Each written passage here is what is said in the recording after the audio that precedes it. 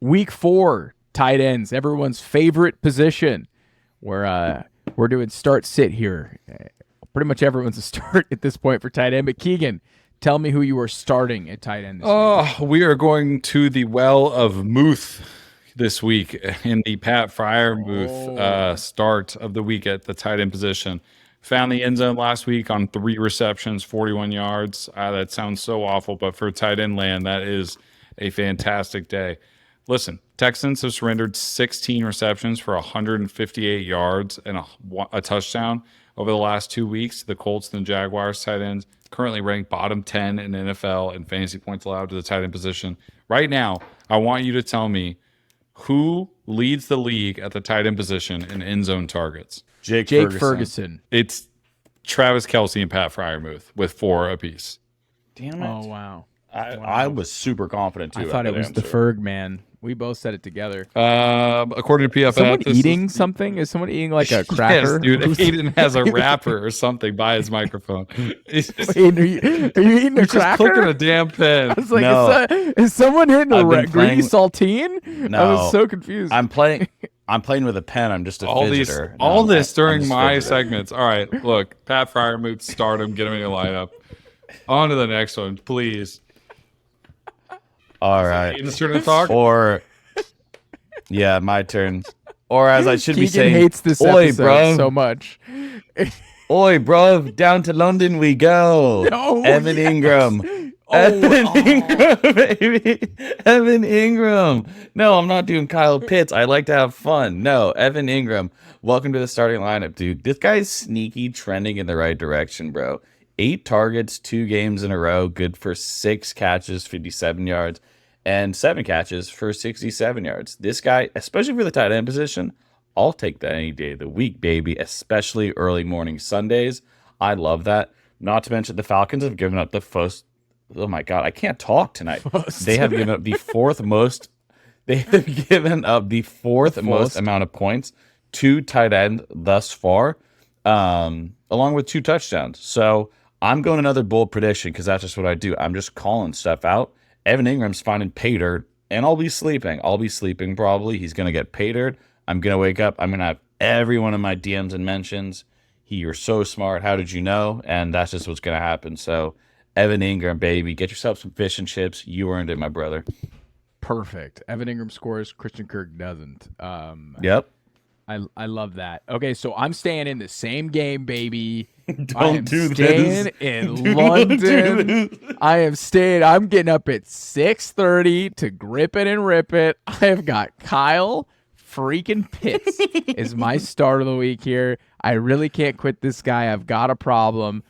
But every time I look at the stats, it's just a blinking red light. So the Jags have surrendered the 4th most points per game to tight ends this season.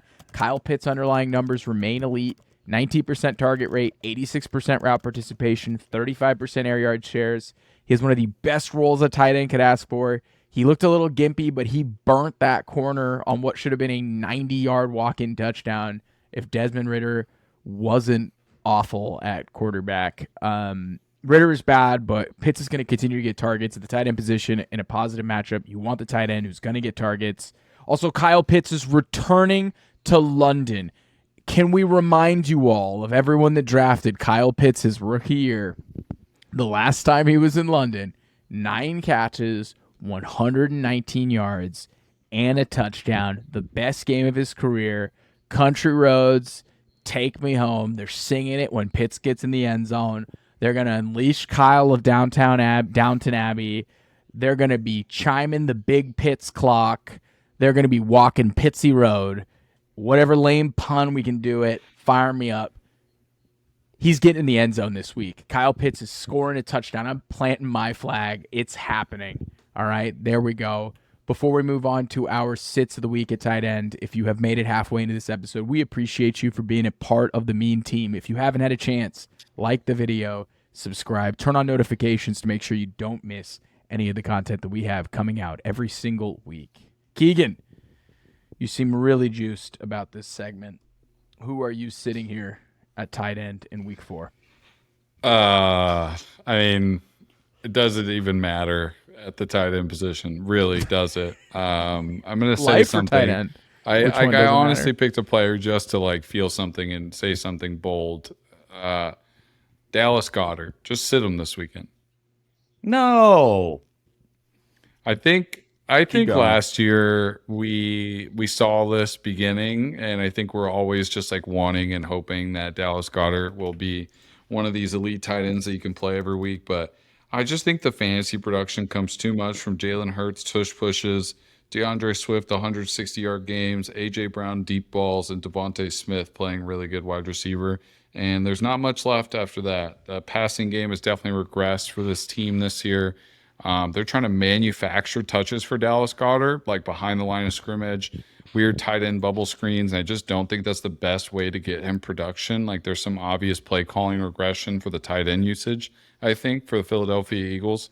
And you know what? He'll probably get you 9 points this week, and that's fine. That's fine for most things. So it's always hard to say who you should sit at tight end without being like, you should sit Dalton Schultz.